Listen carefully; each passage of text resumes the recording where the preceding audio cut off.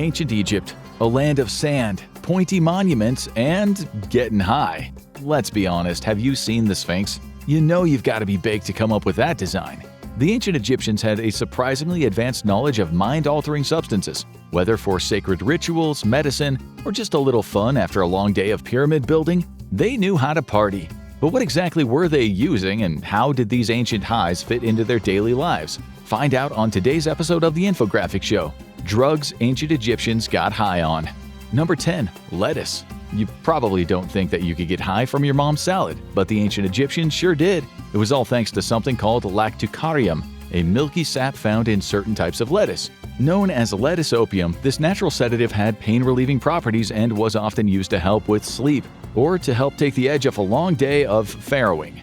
Lactucarium wasn't just about relaxation, it also had a reputation for putting people in a good mood. In fact, around 2000 BCE, the ancient Egyptians were really into lettuce, believing it to be a powerful aphrodisiac. It grew tall and straight, and the milky liquid reminded them of, well, a happy moment. As a result, lettuce became a full-on phallic symbol and was linked to Min, the Egyptian god of fertility.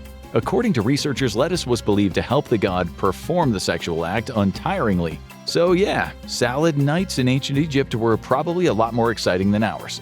But like many teenagers today, the ancient Egyptians didn't eat lettuce. Instead, they harvested seeds from flowering plants and pressed them for their natural oils. These oils were used for cooking, medicine, and sometimes even mummification. Number 9. Egyptian henbane. Henbane, a seemingly unassuming succulent, had a much darker and trippier reputation in ancient Egypt. Today, scientists recognize that dried henbane contains 3 powerful alkaloids: atropine, hyoscyamine, and scopolamine, which are used in modern pharmaceuticals. But thanks to its hallucinogenic properties, henbane could induce vivid visions. This made it a valuable tool for priests, shamans, and anyone looking to get in touch with the divine or just take a trip to another realm. But the plant wasn't all fun and games. In the wrong dose, it could cause confusion, terrifying hallucinations, or even loss of muscular control. Because of this, henbane became associated with witchcraft, sorcery, and magical practices. Whether it was being used to dull pain, communicate with the gods, or just have a late-night conversation with cats, one thing is certain: ancient Egyptians really knew how to get the most out of their plants. Number 8. Egyptian blue lotus. The blue lotus, or blue water lily, was sacred to the ancient Egyptians. It was the emblem of Upper Egypt and symbolized the sun, creation, and rebirth. It played a role in some ancient Egyptian creation myths and is depicted in hieroglyphics, as well as in temple decorations, such as those at the Temple of Amun at Karnak. Packed with a natural psychoactive alkaloid, the blue lotus had some serious chill-out powers. The Egyptians soaked it in wine for weeks to create a drink that was both relaxing and euphoric, possibly even a little hallucinatory. In other words, if you were sipping on lotus-infused wine, you were in for a good time. The lotus-infused wine was used in ceremonies and religious rituals, helping believers reach deeper states of consciousness and communicate with the divine. It was also a go-to aphrodisiac, meaning it probably played a role in more than just spiritual awakenings. The blue lotus could also be brewed into tea or ingested, because in ancient Egypt there were plenty of ways to get a little enlightened. The blue lotus was so popular it even made it into literature. In the Odyssey, the 8th or 9th century epic Greek poem written by Homer, the hero Odysseus's boat washes up on the island of lotus eaters. The residents of the island entice Odysseus and his crew to eat a blue flower, which induces lethargy and makes Odysseus want to abandon his quest. Some researchers have argued, although fictional, this may be a reference to the lotus drug culture of ancient Egypt. The blue lotus is also mentioned in the Egyptian Book of the Dead, a funerary text written on papyrus. This collection of rites and magic spells was intended to guide the dead through the underworld and into the afterlife. Number 7. Mandrake. Mandrake was one of ancient Egypt's most intriguing plants, part medicine, part mystery, and possibly part party trick. With thick roots that sometimes looked like tiny human figures, it had an eerie reputation. But instead of running away screaming, the Egyptians put it to good use. The leaves and the roots contained deliriant hallucinogenic tropane alkaloids, which would send users into an altered state of consciousness. But that's not all it did. The Egyptians considered it an erotic plant, and the elite would grow it in their gardens. Nothing says luxury like an hallucinogenic aphrodisiac in your backyard. Mandrake's healing properties are mentioned in the Ebers Papyrus, an ancient Egyptian medical text on herbal knowledge and folk remedies dating around 1550 BCE. Pieces of mandrake root were also used as good luck charms. People wore them around their necks hoping for good fortune and health. Mandrake's reputation as an aphrodisiac meant it played a role in fertility treatments for women, with the leaves and berries brewed into tea. Before medical procedures, patients would often drink mandrake-infused wine as a painkiller and anesthetic. However, using mandrake as a medicine came with some risks. It had strong purgative and narcotic side effects. Number 6. Saffron. The ancient Egyptians found a lot of uses for saffron. It was used as a seasoning, a dye, medicine, and relaxant. Saffron comes from the dried bright orange-red inner stigmas of the crocus flower, and because of this, harvesting it is extremely labor-intensive. As a result, saffron was extremely expensive and generally reserved for royalty and the elite who could afford it. Even today, saffron remains a pricey spice. The ancient Egyptians didn't just use saffron to spice up their food, they used it to spice up their moods too. Some ancient texts describe using saffron as a painkiller and as part of treatments for depression. Consuming more than 0.18 ounces of the stigmas was believed to produce an opioid-like effect. It might not seem like a lot, but this spice packed a serious punch. For Egypt's wealthiest citizens, saffron wasn't just a luxury, it became a habit. Those who could afford to splurge on it regularly were rumored to develop a chemical dependency, making them some of history's first high rollers, literally. Egyptian healers also used saffron primarily to treat gastrointestinal ailments. For internal hemorrhaging, one treatment involved crushing saffron crocus seeds with agar wood bark, ox fat, coriander, and myrrh. This paste was applied externally to the body as it was thought to help the patient expel bad blood through the mouth or rectum. An oil-based emulsion made from premature saffron flowers mixed with roasted beans was used topically to treat urinary tract issues in men. Cleopatra prized saffron for its coloring, cosmetic, and aphrodisiac properties. But she didn't just sprinkle it on her food, she bathed in it. She is said to have added a quarter cup of saffron to her mare's milk baths before assignations with her lovers to make sex more pleasurable. And if you're wondering what that level of indulgence would cost today, the saffron alone would run you over $300 per bath. That's not even factoring in the cost of a tub full of mare's milk. Number 5. Syrian Rue. The ancient Egyptians had no shortage of gods to worship, and each deity demanded their share of devotion. Bes, a dwarf-like god, along with his feminine counterpart Beset, was worshipped as a protector of the household. They protected families from evil, kept nightmares at bay, and they were the divine go-to for fertility, magical purification, and childbirth. Expectant mothers placed their faith in Bes, offering prayers to ensure a safe delivery. Because when childbirth had no epidurals, you needed all the divine intervention you could get. Members of his cult would drink a hallucinogenic cocktail from ceramic vessels adorned with the effigy or head of Bes. Recently, researchers analyzed a 2,000-year-old Bes mug by scraping the inside of the vessel for organic residue. They found traces of a psychoactive plant called Syrian Rue, whose brew produces effects similar to ayahuasca. Traces of a second psychoactive plant, the aforementioned blue locust, were also detected. Additionally, the cocktail contained several other components, including a base of beer or wine, which was flavored with honey, sesame seeds, pine nuts, or licorice.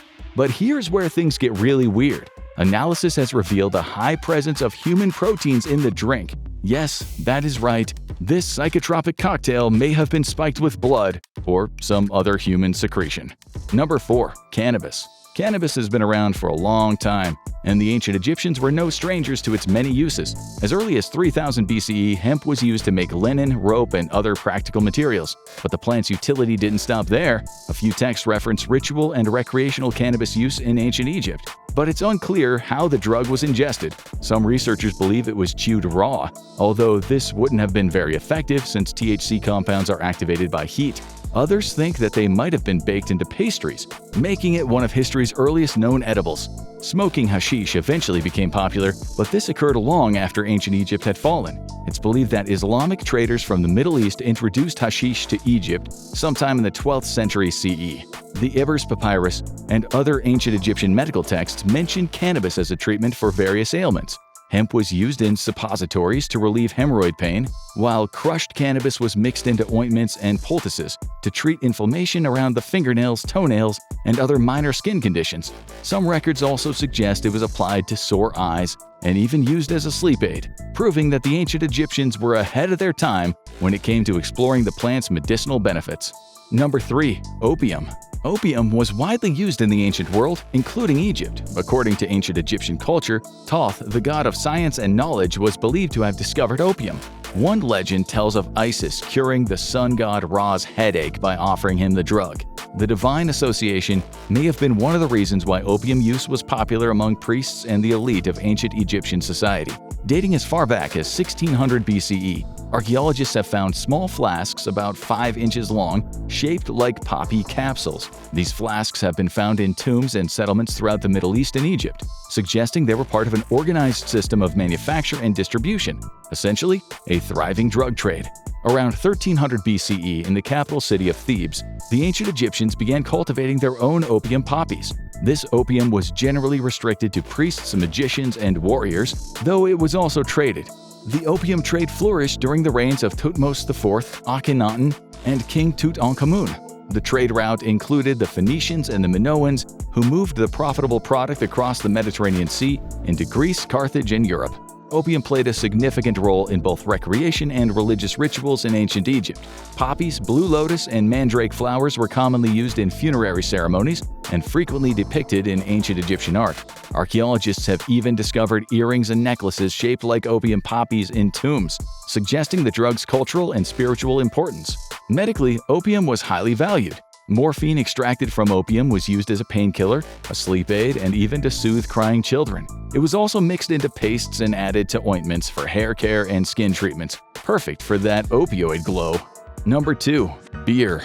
It's said that while the Sumerians created beer, the ancient Egyptians perfected it. According to legend, the god Osiris himself taught humanity the art of brewing, a divine gift that Egyptians eagerly embraced. Old Kingdom kings Khufru, Khafre, and Menkaure commissioned the construction of the pyramids at Giza. Surprisingly, the laborers who performed the backbreaking work of building the pyramids were not slaves. It's believed that many were farmers who worked on the pyramids during their off-season, and the daily rations sweetened the deal, often consisting of bread and beer. A large brewery was discovered in the capital of Hierakonpolis, where beer was produced for the pyramid workers. Records suggest that laborers received about 1 1/3 gallons of beer daily. While that might sound like a recipe for catastrophic workplace accidents, ancient Egyptian beer had a lower ABV, or alcohol by volume, than modern beer. It was also thicker, with a syrup-like consistency, and made from barley, emmer, and spelt. Typically, it was consumed through a straw. The beer provided on-the-go hydration, nutrition, and calories, allowing the workers to continue without needing to stop for lunch. Additionally, it gave them a slight buzz, which might have helped them keep in line and discouraged complaints about the harsh working conditions. Unlike the beer-drinking pyramid workers, Egyptian pharaohs and the elite preferred wine. Rarer and more expensive, wine required grapes grown in the cooler mountainous regions to the north. Shipping costs made it a luxury, and supply was limited. Pharaohs were so determined to secure a steady supply of wine that they sought ways to grow it in warmer climates, even hiring Levantine wine experts to find a solution. Meanwhile, depending on who was making it, beer was sometimes flavored with dates or spices, adding a touch of variety to the working-class brew. The ancient Egyptians had a festival dedicated to beer, the Tek Festival, also known as the Feast of Drunkenness. The festival began in the Middle Kingdom, and it was most popular in the early New Kingdom. During the community-wide festival, merrymakers drank to excess, cast aside their inhibitions, and danced until they collapsed, and awoke to the sound of sacred drums. At temples, toasts and offerings were made to Hathor, the goddess of love, fertility, and pleasure. Some researchers believe that the festival's revelry included more than just drinking and dancing. Egyptologist Carolyn Graves Brown points to a hymn referencing traveling through the marshes, which might have been an ancient euphemism for sex. Temple wall carvings also depict intimate scenes, suggesting that the festival may have been just as much about passion as it was about celebration. Number 1. Cocaine.